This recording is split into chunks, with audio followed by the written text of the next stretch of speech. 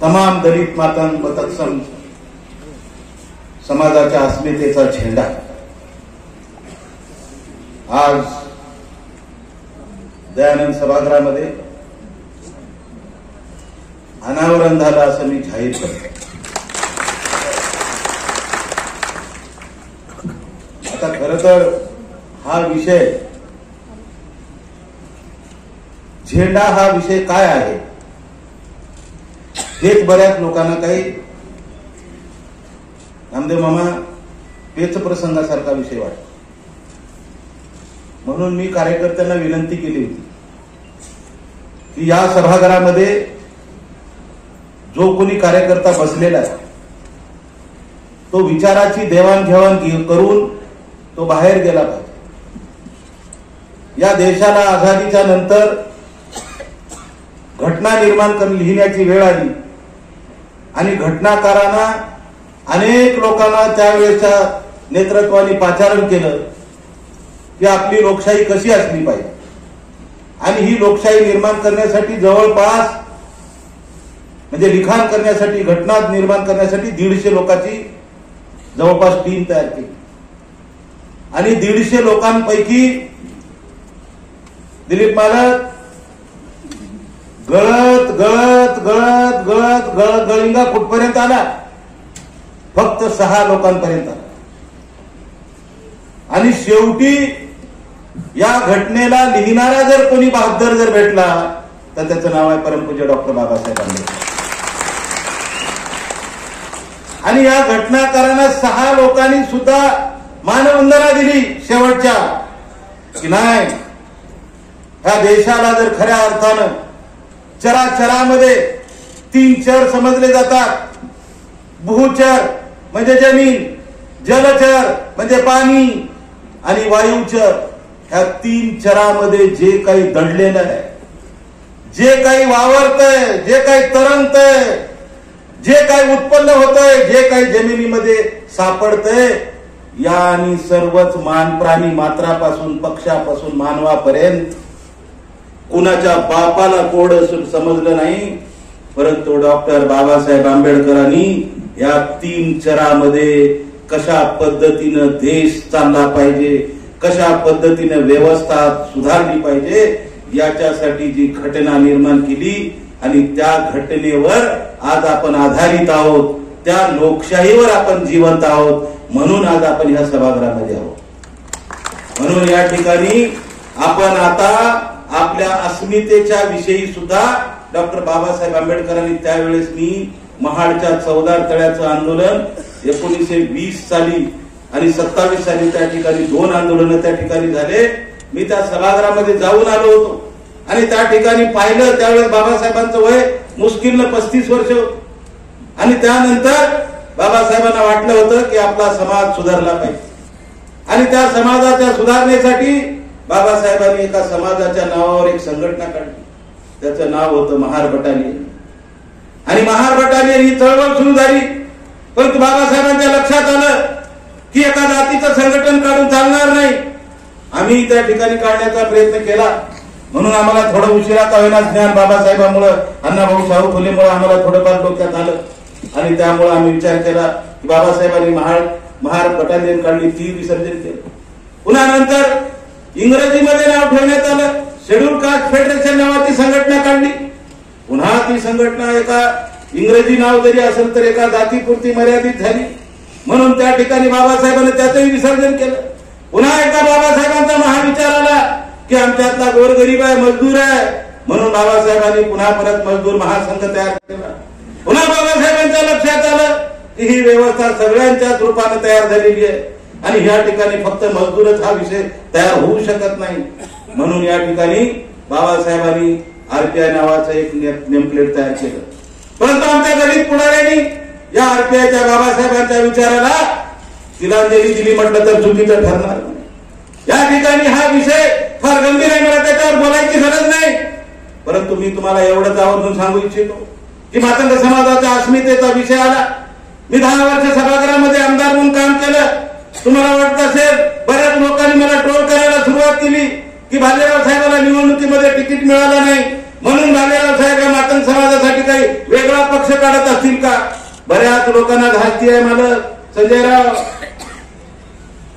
देवदासराव बसपुरे, तुम्ही एका पार्टीचे अध्यक्ष आहेत म्हणून तुम्हाला आम्ही या ठिकाणी पाचारण केले आणि हा आमचा विचार या ठिकाणावरून तुम्ही तुमच्या शीर्ष नेतृत्वाला कळवायचे, नाहीतर 101 बहात्तर या ठिकाणी कार्यक्रमाला उपस्थित राहणार होते. परंतु आम्ही एक विचार केला की ज्या देशाला, ज्या राज्याला आपण समजून घ्या माझ्या एक एक शब्दाला, ज्या देशात, ज्या राज्यात आपण राहतो ते राज्य चालवणारी माणसं कोण आहेत? तर ते राजकीय पक्ष तयार झालेले आहेत. क्षीरसागर लक्षात येऊन आले का? आणि हे राजकीय पक्ष चालवणारे पक्ष नेतृत्व काय करतात की त्या जिल्ह्यामध्ये शीर्ष नेतृत्व म्हणून संघटना बांधण्यासाठी जिल्हा अध्यक्षाची निवड करतात. आणि जिल्हा अध्यक्ष या आपल्या इतिवृत्तांतामधला जेवढा काही समाज आहे, जेवढी काही अडचणी आहेत, त्याच्या सगळा गोळ्या बरीच अभ्यास करून यांच्या मार्फत त्यांच्या प्रदेशाला कळवतात, अध्यक्षाला कळवतात. त्यांचा प्रदेशाचा अध्यक्ष त्यांच्या नेतृत्वाला कळवतो आणि इथल्या जाणीव आणि उणीवाची ठिणगी त्या ठिकाणी पडलेली तिथपर्यंत पोहोचवतात आणि नंतर त्याला संघटित करण्याचा प्रयत्न करतात, आपल्या बाजूने खेचण्याचा प्रयत्न करतात. आणि हाच प्रश्न माझ्या लक्षात आला बांधवांनो की आता आपला अजेंडा राजकीय, तुम्ही कुठल्या पक्षात काम करताय मला त्याचा विरोध नाही, तुम्ही कुठल्या संघटनेत काम करताय त्याचा मला विरोध नाही, परंतु ज्या वेळेस राजकीय व्यवस्था आणि सामाजिक व्यवस्था एका नाण्याच्या दोन बाजू आहेत सिंदकीकर साहेब, आणि त्यासाठी जर आपली व्यवस्था जर राजकीय व्यवस्थेमधूनच जर सुधारणा होणार असेल, आपण ज्या वेळेस काही लोक म्हणतात कशाला राजकारण करायचं, मग राजकारण नाही करायचं तर काय ढोंबल्यात जाऊन बसायचं? आपल्याला कळतच नाही येडं की खुळं. काही लोक म्हणतात की राजकारणाच्या पलीकडे फक्त समाजकारण करायचं, का गवऱ्या उचलायचं का? हे जी माणसं बसलेत नाही हे राज्य चालवायसाठी बसलेले, आणि हे राज्य चालवत असतील आणि ते जर सत्तेवर जर बसणार असतील तर आमच्या जाणीवा उणीवा कुणाला सांगितल्या पाहिजे? सत्ता बनवणाऱ्याला सांगितलं पाहिजे. आणि ज्या वेळेस ते ऐकतील आणि त्यावेळेस ज्या वेळेस डॉक्टर बाबासाहेब आंबेडकरांनी सर्वांना एक मताचा अधिकार दिलाय आणि त्यावेळेस हे मंडळी आपल्या दारावर येतील आशीर्वाद मागायला, त्यावेळेस आपल्या जाणीवा आणि उणीवा काय आहेत? साहेब, देशाला आझादी म्हणून 76 वर्ष झालेले आहेत. आजही आम्ही एकाच एक नाही, बापात एक नाही, आम्ही प्रत्येक जण एकाच्या गळ्यात बांधून बसलेलो आहोत, परंतु आम्हाला मात्र कोणी गळ्यात बांधायला तयार नाही. आता जर जनाधार मोर्चाचा झेंडा जर तुमच्या गळ्यात नसेल तर तुमच्या शीर्ष नेतृत्वाला सांगा हा मातंग समाज आता जागा झालाय आणि तुमची सुद्धा जागा प्लस मायनस करायची योजना या जनाधार मोर्चाच्या माध्यमातून सामाजिक संघटना एकत्रित येऊन काम करणार आहे. आमचा एक बांधव पूर्वपर असलेली माणजात, पूर्वपर असलेला महार जात, या दोन्ही जातीचं जर समीकरण बघितलं तर गावाच्या 80च्या बाहेर फक्त 2च पर्टिक्युलर जाती आहेत, त्यामध्ये मांग आणि महार. परंतु महार समाजाची चळवळ एवढी प्रगल्भ झाली मित्रांनो की कधीच ते कुणाला आमच्या भाऊच आहेत, ते आमचे मोठे भाऊ आहेत. काही लोक म्हणतात की आपण त्यांचा विरोध केला पाहिजे, चुकून सुद्धा कधी विरोध करायचा नाही, शिकायचा प्रयत्न करा, शिकायचा. कुठलाही नेता येऊ द्या, कुठलाही समाजाचा कार्यक्रम असू द्या, कुठल्याही राजकीय पक्षामध्ये ते काम करू द्या. गवई साहेब एका पक्षात काम करत होते, कवाळे साहेब एका पक्षात काम करत होते, आठवले साहेब एका पक्षामध्ये काम करत आहे, अजून प्रकाश आंबेडकर साहेब आता पक्ष काढलाय त्यांनी, ते एका पक्षात काम करतात. अशा पद्धतीनं 17 नेते आहेत, परंतु ते कधीच आपल्याला एकमेकाला विरोध करत नाही. आपण त्यांच्या आपल्या भावात शिकलं पाहिजे का नाही? हात वरी करून सांगा, शिकलं पाहिजे का नाही? शिकलं पाहिजे का नाही? मग आता आवाज द्या, भारत माता की, भारत माता की. कशासाठी म्हटलं की या भारतातल्या व्यवस्थेला सुधारण्यासाठी आपली सुद्धा अक्कल आली पाहिजे, आणि ही अक्कल आपल्या हातात तेज पद्धतीने चालवायची आहे. जर त्या पद्धतीने त्यांचा निर्णय होत असेल आणि त्या वेळेस तुम्ही आता सगळे सिंदकीकर म्हटले की आम्ही वंचित आहोत, का वंचित राहणार नाही सर? तुम्ही तुमचा एकोपास दिसत नाही.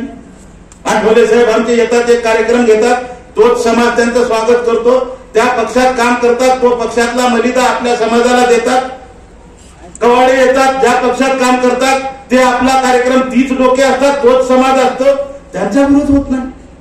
आपला भाऊ आहे तो, आपला भाऊ आपल्या नेतृत्वाचा कुठलाच विरोध करत नाही. मात्र आम्ही हे त्याची संघटना आहे जबाबदारी काढली. घरात आम्हाला कोणी विचारत की न विचारत, परंतु आम्ही वेळेपिशी होऊन त्या ठिकाणी पाठीमागे लागतो. मी तुम्हाला हात जोडून विनंती करतो सर्व कार्यकर्त्यांना, हा विचार पहिले लक्षात ठेवा. तुमच्याला जमेल ते चांगलं काम करा, कारण जीवन फार बाळानं नाही. सकाळचा सूर्य संध्याकाळी असतो होतो आणि माझंही जीवन फार काळ राहणार नाही, आणि इथं तुम्ही बसलेलं बी जीवन फार काळ नाही. जसं 3 ऋतू आहेत, उन्हाळा, पावसाळा, हिवाळा, तसे आपल्या जीवनामध्ये 3 ऋतू आहेत. बालपण, तरुणपण आणि म्हातारपण. तरुणाईमध्ये वेळ कळत नाही खेळण्यामध्ये, म्हणजे बालपणामध्ये खेळण्यात कळत नाही, आणि तरुणाईमध्ये वेळ मिळत नाही, आणि म्हातारपणामध्ये सुधरत नाही. अशा अवस्थेमध्ये जर आम्ही जीवन जगत असू, आणि जर एखादा प्रवाह जर चांगला सुरू झाला असेल तर त्याला गालबोट लावण्यापेक्षा त्या प्रवाहाचं स्वागत करायला शिकलं पाहिजे का नाही? त्याचं स्वागत करायला शिकलं पाहिजे का नाही? जरा बोला, बोलके व्हा. स्वागत करायला झालं शिकलं पाहिजे का नाही? ही सुरुवात चांगली आहे का वाईट आहे? इमानदारीने सांगा छातीवर हात. हे माझ्यासाठी नाहीये बाबा, बऱ्याच लोकांच्या पोटात धडकी आहे. हे मातंगाचा झेंडा आहे का भालेरावच्या संघटनेचा आहे? अरे तुम्हाला 17 वेळेस माझ्यापासून जर समजण्यात गेलं ना, इमानदारीने अतिरेकी सुद्धा सुधारवले तुम्ही. अतिरेकी, झालवादी जे अतिरेकी म्हणून काम करणारे होते, त्यांना रात्री 3-3, 4-4 वाजेपर्यंत माझ्या जवळ बसून त्यांची ब्रेन मॅपिंग करून त्यांना साधू बनवलेला आहे. साधू. आज ते फक्त समाजसेवक म्हणून काम करतात, आणि मला तुम्हाला सुधारवायला फार वेळ लागणार नाही. तुम्ही फक्त समजून घेण्याचा प्रयत्न करा, आणि तो जर समजून घेतलेला जर विचार जर घेतला तर मला आठवतंय आदरणीय गोपीनाथरावजी मुंडे साहेब आणि आदरणीय विलासराव देशमुख साहेब या मराठवाड्यावरचं फार मोठं नेतृत्व होऊन गेलं, ते आज आपल्यात नाहीये. मला त्यांची आठवण येते. कशामुळे आठवण येते की त्यांची जुगलबंदी जर आपण जर पाहिली, लहानापासून मोठं कसं करायचं, कसा विचाराची देवाणघेवाण करायची, आणि खेळीमेळीच्या वातावरणामध्ये विकास रत्न म्हणून ते कसे आपल्याला म्हणजे आपलं कर्तृत्व दाखवून गेले, त्याचं एक उदाहरण म्हणून मी तुम्हाला सांगितलं की आपल्यामधलं एक परिवर्तनाचा लढा सुरू करत असताना एखाद्या कार्यकर्त्याला लक्षात आलं पाहिजे की आम्ही राजकीय पक्षाच्या जर कार्यक्रमासाठी जायचं म्हटलं तर गाडीमध्ये जागा मिळते का नाही एवढी तळमळ आमची होती. आता तुम्हाला जागा व्हावं लागणार. आता समाजाच्या देवाणघेवाणीसाठी जर विचाराचं मंथन करणारी जर सभा असेल तर आपल्याला जेवढा वेळ तुमच्या कार्यात लागतो तेवढा वेळ, ज्याला कळते त्यांनी मात्र वेळ द्या, ज्याला कळत नाही त्याला नाही. ज्या वेळेस विचारपीठ आलं की विचारपीठामध्ये आपल्या विचाराचं आदान प्रदान झालं पाहिजे. आणि शक्तीपीठ म्हणजे ज्या वेळेस ह्या राजकीय पक्षाच्या नेतृत्वाला ज्यावेळेस आपल्याला आपलं दर्शन घडवायचे आहे त्यावेळेस आपण मोठ्या संख्येनं मग आपलं शक्ती प्रदर्शन केलं पाहिजे. आज आपण या ठिकाणी शक्ती प्रदर्शनासाठी नाहीये. या ठिकाणी या ठिकाणी आम्ही शेटे साहेब, बसपुरेजी, काळे साहेब, आम्ही आज या ठिकाणी जवळकेकर सर, आपण कशासाठी आहोत? विचाराचं रोपटं या ठिकाणी लावण्यासाठी. हा झेंडा तुमच्या घरावर प्रत्येक ठिकाणी लावा. तुमच्या घरावर झेंडा लावल्यानंतर तुमच्या गावामध्ये जे कोणी बाहेरून येतील, तुमचे मित्र असतील, तुमचे नातेवाईक असतील, त्यांना कळू द्या की हे रोपटं लावलेलं आहे. शेतकरी जगाचा पोशिंदा आहे.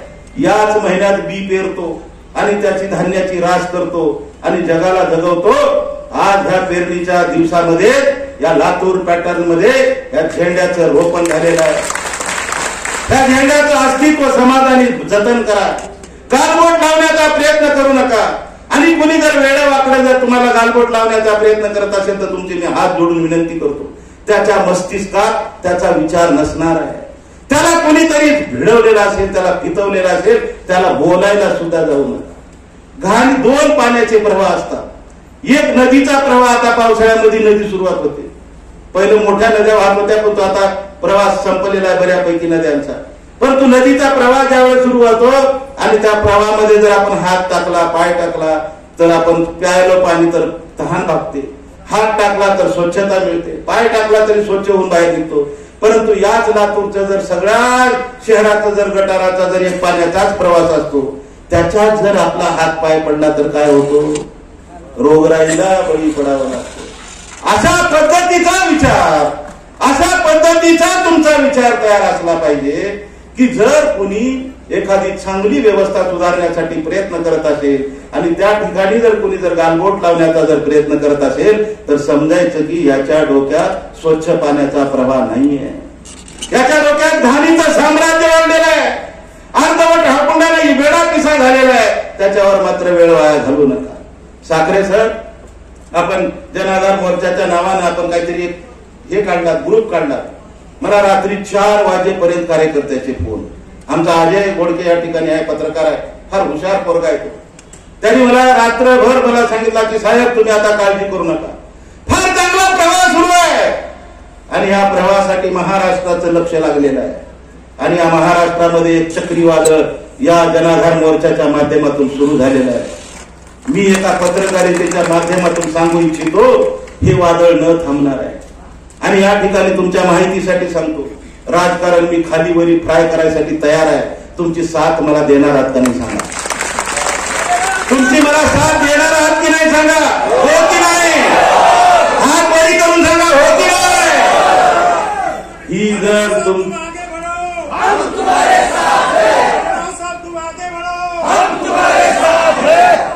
ही जर तुमची साथ असेल, इमानदारीने सांगतो, आता एक खेळ 6 महिन्यात येणार आहे, हे बाजूला सोडा. पुढच्या पंचवार्षिक योजनेमध्ये 2029 मध्ये जेवढ्या निवडणुका होतील त्याच्यामध्ये मातंग व तत्सम समाजाला जर न्याय नाही मिळवून दिला तर हा सुधाकर भालेराव नाव नाही सांगणार, एवढी ताकद तुमच्यासाठी उभी करेल. महाराष्ट्राच्या प्रत्येक जिल्ह्यामध्ये जनाधार मोर्चाची संघर्ष यात्रा निघेल मित्रांनो. त्या ठिकाणी विचाराच्या देवाणघेवाण करण्यासाठी आपण प्रयत्न करू. आता तुमच्या माहितीसाठी सांगतो, सिंदगीकर असतील, आमचे अनेक बरेच कार्यकर्ते या ठिकाणी विचारवंत बसलेले आहेत. आता प्रत्येकाचं नाव घेऊ शकतो घेरे साहेब या ठिकाणी, परंतु तुम्हाला माहितीसाठी सांगतो, ज्याला ज्याला प्रवास करायचा महाराष्ट्रामध्ये, ज्याला सुनील क्षीरसागर, तुम्ही तरुण पोरं आहात, विकास, तुम्हाला माझी विनंती आहे सगळ्यात पोरांना की आपण येणाऱ्या भविष्यामध्ये केडर बेसचा कार्यक्रम सुरू करणार आहोत. केडर बेसचा आमच्यातल्या तरुण मुली असतील, आमच्यातल्या तरुण महिला असतील, आमच्यातले तरुण पोरं असतील, तरी सगळ्यांना माझी विनंती आहे की माझ्याकडे उदगीरला सुंदर अशा पद्धतीचं पर्यटन स्थळ आहे. आपल्या दिमागाला जर खऱ्या अर्थानं चालना द्यायची असेल, सामाजिक कार्य कशाला म्हणतात, सामाजिक संघटना कशाला म्हणतात आणि जन आंदोलन कशाला म्हणतात, हेच आपल्याला मुळात कळालेलं नाही. आम्हाला एकच कळालं, एक लेटर पॅड काढायचं, एक संघटना काढायची, कुठल्या तर राजकीय पक्षाच्या पाठीमागे जायचं आणि निवडणुका आल्या की त्याला जाहीर पेपरमध्ये पाठिंबा द्यायचा. माझ्या आईची शपथ, माझी आई जिवंत नाहीये, परंतु तुमच्या माहितीसाठी सांगतो, समाजाचं संघटन म्हणून मी काढलं, मातंग शक्ती नावाची संघटना चालवली, परंतु माझ्या देवाची शपथ, कुठल्या आईची शपथ सांगतो, मी कुठल्याच राजकीय पक्षाला जाहीर पाठिंबा दिला नाही. परंतु आमच्या संघटना काय करतात, संघटना काढून निवडणुकीच्या पिरियड मध्ये आमचा जाहीर पाठिंबा, तुझ्या बायकोचा पाठिंबा तुला नाही, तुला समाजाचा कसा रे? विचारा प्रश्न तर बदमाश आहे, आमचेच बांधव आहेत, कशासाठी तुम्ही आमचा वेटीस धरता की एक जात तुमच्या पाठीमागे असं कशामुळे सांगताय? हा प्रश्न आहे का नाही बरोबर साहेब? कांबळे सर, आहे का नाही विषय हा? तुमची ताकद तयार करा. हे बसलेली जी माणसं आहेत ही विचाराचे रोपटे तयार करून सत्ता हासिल करणारी माणसं आहेत, सत्ता हासिल करणारी. आणि आता आपल्याला ह्या जनाधार मोर्चाच्या माध्यमातून काय करायचे आहे, हे जे सत्ता बनवतील त्या सत्तेतला हिस्सा जर जनाधार मोर्चाला जर नाही मिळाला तर आपण गप्प बसणार नाही, हा विश्वास या संघटनेच्या माध्यमातून द्यायचा. तुम्हाला खुर्चीवर कसं बसवायचंय, आणि कसं नाही ते आम्ही ठरवायचं. मालक मराठवाड्यातल्या लोकांनी तुमचं कल्याण केलं यावेळेस, म्हणजे आपलं कल्याण केले भाजपचं. आपल्या प्रत्येक जिल्ह्यात कमी अधिक प्रमाणामध्ये तुम्हाला आकडेवारी सांगतो, फक्त 1.5 लाख आमचा मातंग समाज समजा. दोन चला 2 घ्या. काय नाव आपलं? संजय सर्वदे. संजय सर्वदे सर. 2 लाख मालक. त्याच्यामधलं पडलेलं समजा 50% मतदान पडलं. 1 लाख जर मतदान जर तुम्हाला पडलं, म्हणजे आपल्याला भाजपला पडलं असतं, माईचा लाल कोणी हरवू शकला असतं आपल्याला?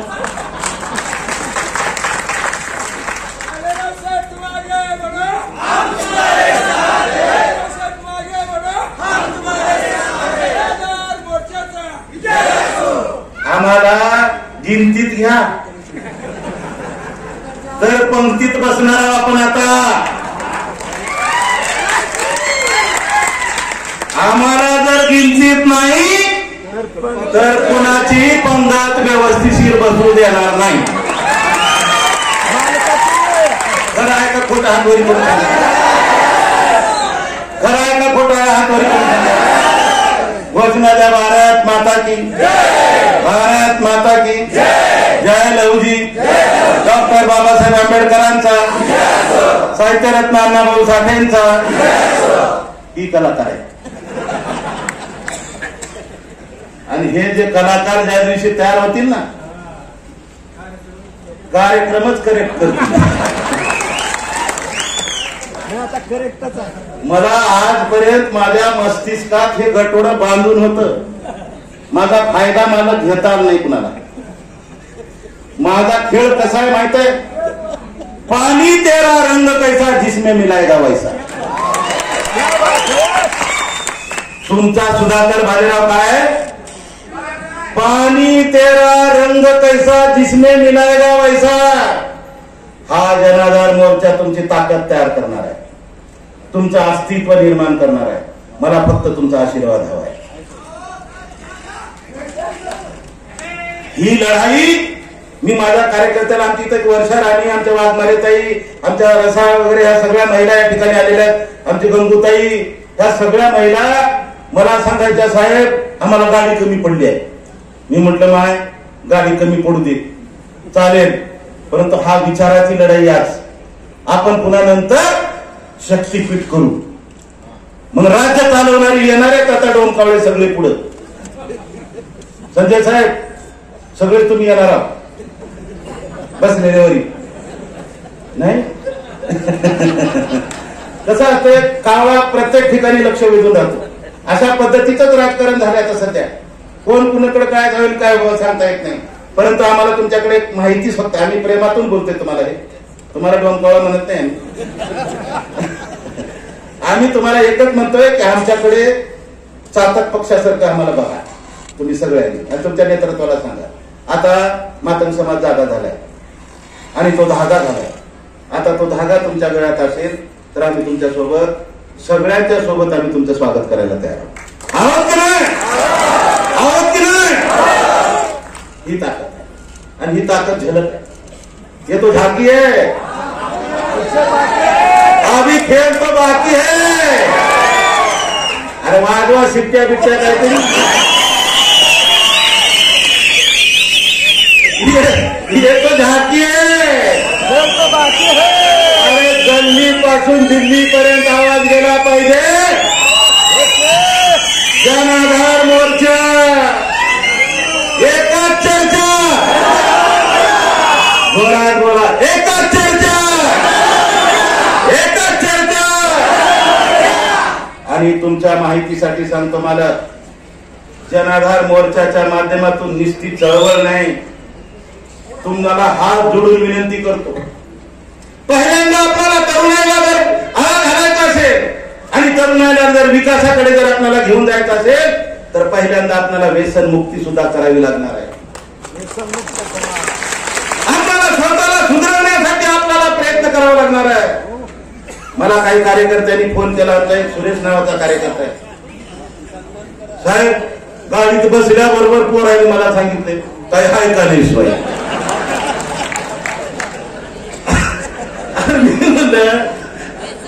हा कार्यक्रम हाय का नाही तर नाही रे, फार विचाराची देवाणघेवाण करायचं. आई नाही साहेब लईच विचारल्यात पोरं. मी म्हणलं सुरेश तू काय भानगडीत पडलो, त्याला हाय का नाही ते आपण नंतर बसवत नंतर, आणि ती पण वेळ करू. काय एन्जॉय करायला काय हरकत आहे, एन्जॉय करायला काय हरकत आहे, पण तो नशा करू नका. मजा करा, नशा नका. आता मद्यपानाचं महत्व सुद्धा तुम्हाला नाविलाजाने समाज म्हणून सांगतो. मद्यपानाचं सुद्धा डॉक्टरही शास्त्रीय दृष्टिकोनातून त्याला कुठंतरी फायद्याचा आहे म्हणून त्या बदमाशाने सरकार मान्य काढलं. परंतु आपण ते सरकार मान्य केलं खड्ड्यात, आपले काळजात फाडून टाकून खड्ड्यात.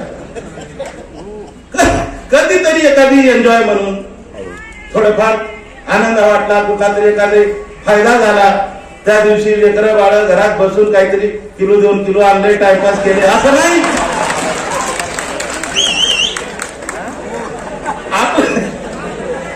आमचा खेळ नाही येणार.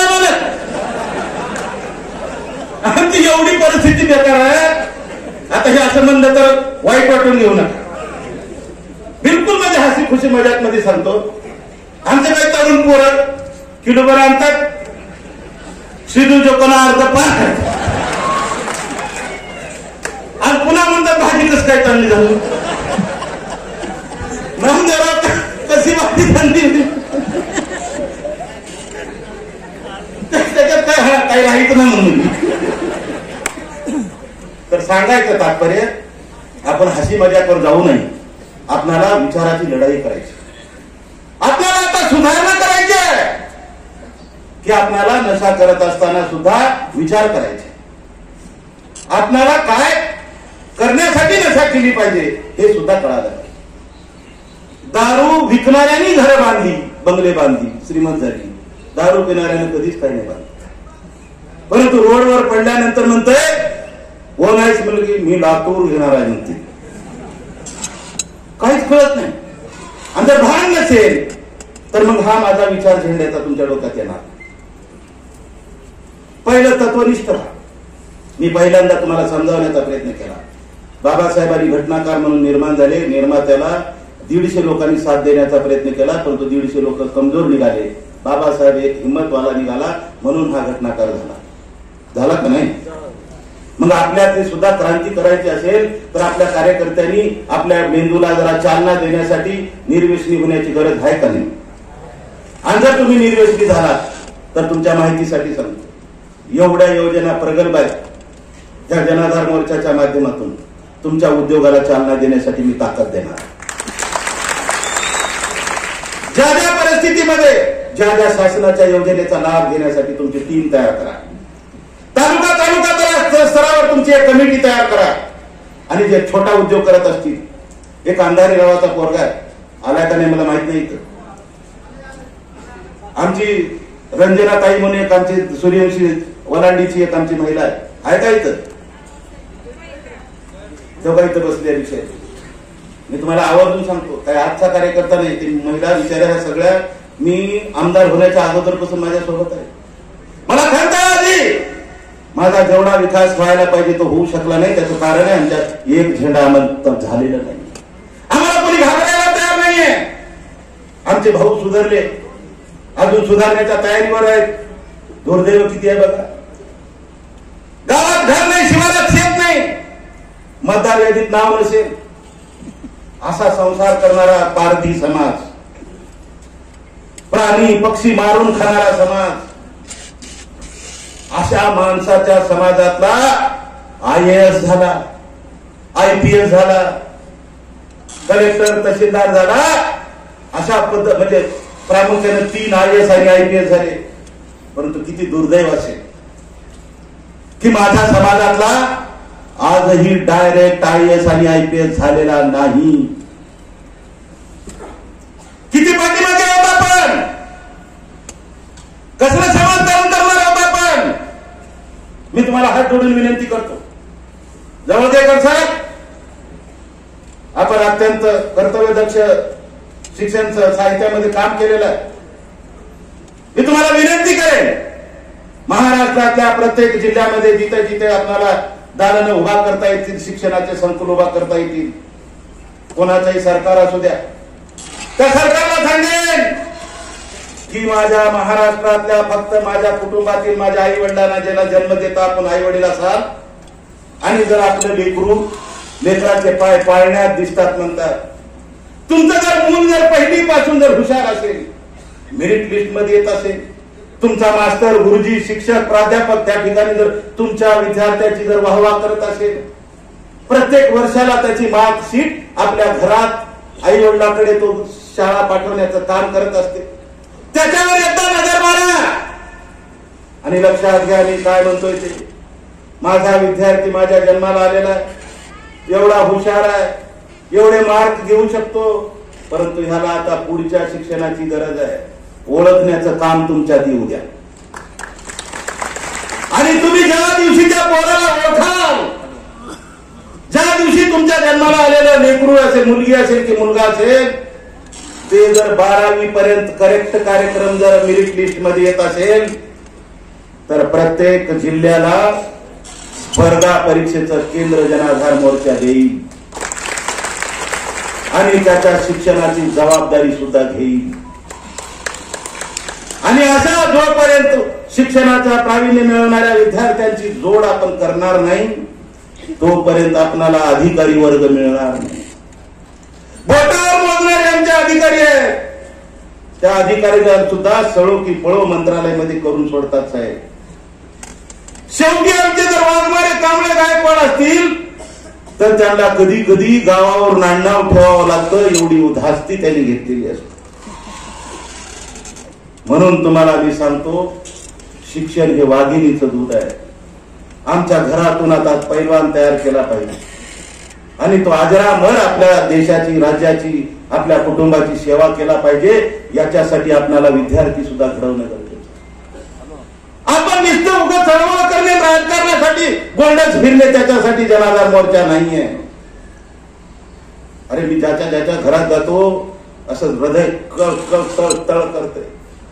मिरचीला मीठ नाही, मिठाला मिरची नाही. दुर्डीत भाकर आई कधी करते, लेकरू येऊन कधी जेवते आणि कधी त्याची भूक संपते. अशा पद्धतीची वेदना देणारं चित्र या देशाला आझादी मिळून 76 वर्ष झालेली आहेत. मला आजही आमच्या दुर्डीमध्ये भाकर कायमस्वरूपी नाहीये. मग आम्ही किती पाठीमागे आहोत. लाज वाटते आमच्या देशाच्या आझादीला. 76 वर्ष होऊन बांधवानो, आजही दलित वस्ती सुधार योजना सुरू आहे. गावाच्या बाहेर 2 जाती आणि त्या जातीचा सर्वांगीण विकास होत नाही. हे दुर्दैव आहे. हा जनाधार मोर्चा विषय घेऊन तुमच्या समोर मांडतोय. हा विषय तुमच्या श्रेष्ठीला कळवा. सुधाकर भालेराव जागा झालाय, सत्तेतला आविष्कार बघितलाय, विरोधी पक्षातला आविष्कार बघितलाय आणि आता समाज जागृत झालाय. त्याच्यासाठी रस्त्यावर उतरायला सुधाकर भालेराव तयार आहे. तुम्ही पाठिंबा देणार आहात की नाही? तुम्ही पाठीशी आशीर्वाद देणार आहात की नाही? वरतून सांगा तुमचा आशीर्वाद आहे का नाही? हे बरोबर. आणि ही अवस्था खंडामध्ये आपल्याला बदलायची. उद्योजक झाला पाहिजे, शिक्षणामध्ये अधिकारी पदाधिकारी झाला पाहिजे. माती इकून सोनं घेता येते, लक्षात ठेवा. व्यवसाय करायला शिका. आता सध्याच्या परिस्थितीमध्ये जरी आपल्याला नोकरी नाही म्हणून रडत बसू नका. शिक्षण झालंय मी बेकार म्हणून परेशान होऊ नका. माझे वडील या ठिकाणी बसून आहेत, मला वाटते. विचारा त्यांना, काय आम्ही काय टाटा बिर्ला धीरूभाई अंबानीच्या औलाद नाहीये. मी मुंबईमध्ये सुद्धा 3ऱ्या माळ्यावर सिमेंटच्या गोण्या टाकलेला पोरगा आहे. घर नव्हतं, दार नव्हतं, मुंबईला पळून गेलतो. तिथं फुटपाथवर झोपला. पोलिसांनी मला चोर आहेस म्हणून काठीनं मारलं. हे कशासाठी सांगतोय? वेदना सहन केलेल्या आहे, गरिबीची जाणीव आहे. मात्र एवढे लक्षात ठेवा, त्याच मुंबई मायानगरीमध्ये साधूपासून, संतापासून, गुंडापासून पुंडापर्यंत सगळ्याला फ्राय केलेला प्राणी आहे.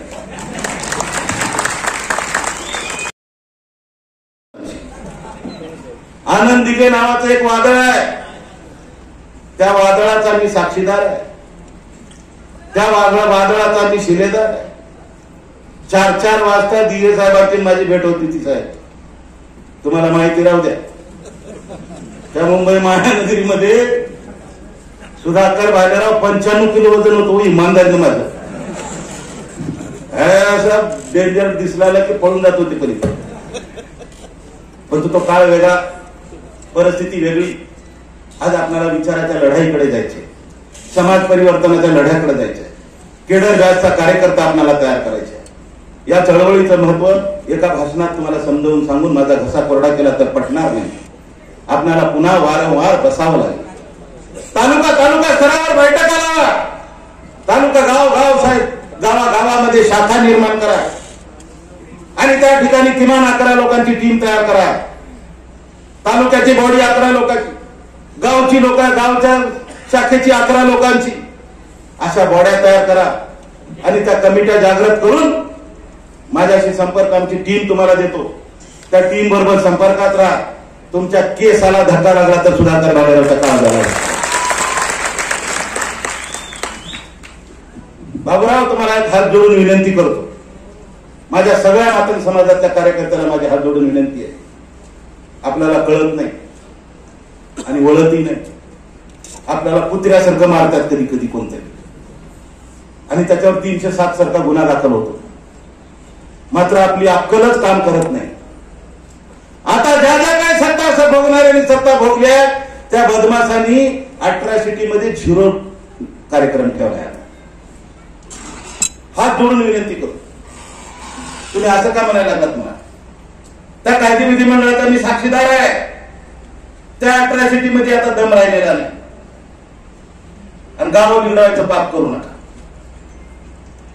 जर समाजात तुम्हाला जर मारला असेल, तुम्हाला जर फटका दिला असेल, तुम्ही जर बेडवर हात मर्डरची केस गुन्हा दाखल होणार असेल, किमान घटनेच्या नियमानुसार त्याला 3 महिन्याची ते 3 महिन्याची शिक्षा होते. परंतु आपल्यातलं वाईट गुण जागृत होते. उगतच आपण त्याला जातीवर त्याचा शब्द लावून, गायकवाड सर, नारायणराव, आपण त्याला अॅट्रॉसिटीचा गुन्हा दाखल करा म्हणून पोलिसाला ताकीद देतात. आणि त्यांना काय, त्यांना माहित आहे 100% आता हे कोणतरी 4 डोमकावळे येतात पोलीस स्टेशनला आणि उर पडवून सांगतात अॅट्रॉसिटीचा गुन्हा दाखल करा, नाही तर आम्ही इथून उठत ना म्हणतात. आणि त्याला बेडवर झोपले हॉस्पिटलमध्ये, मग ते का जर ते कळत नाही आणि त्याला मग त्या अॅट्रॉसिटीचा गुन्हा दाखल करा. अॅट्रॉसिटीचा हे दाखल करून त्याला पुन्हा 15 दिवस बाहेर जाते आणि त्याला कोर्ट जामीन देते. जवळगेकर सर, त्या कायद्यात दम राहिला नाही. रोखोक उत्तर द्या, रोखोक उत्तर द्या. नसेल तर कायद्यानुसार त्या ठिकाणी शिक्षा भोगणार आहे. तेवढा गुन्हा थोडा वेळ बाजूला सांगा. हे विनंती कशासाठी करतोय तुम्हाला कळत नाही म्हणून सांगतो. कारण तिथे मी बघितले त्या कायद्यात काय बदल केलाय आणि कुठला काही न्यायाधीश, कुठला पोलीस, कुठला काही यंत्रणा आपली काही नाही तिथं. चला बाबा सोय राहायला माझा, जाऊ दे, ह्याला गुन्हा दाखल करल्यानंतर त्याला 8 मध्ये टाकतो म्हणायला नियम लावतात. ते नियमानुसार मार खाऊन सुद्धा बेडवर राहतात आणि पुन्हा नंतर आम्ही म्हणतो की बाबा का ह्याने सुटला, त्यानं लगेच ऊर बडवून येते बाहेर, ज्यानं मारला येते. काय झालं तुझ्यानं माझं वाकडं घेतात ना अॅट्रॉसिटी, आला ना बाहेर, पुन्हा यानं म्हणते साहेब पोलिसांनाच काम केलं नाही. म्हणजे कायदा आपल्याला कळाला नाही, नियम आपल्याला कळाला नाही. आणि ज्या दिवशी खून होईल, ज्या दिवशी कुठली तर एखादी महिलाच्या विरोधात कार्यक्रम होईल, अशा वेळेस मात्र तो गुन्ह्याचा वापर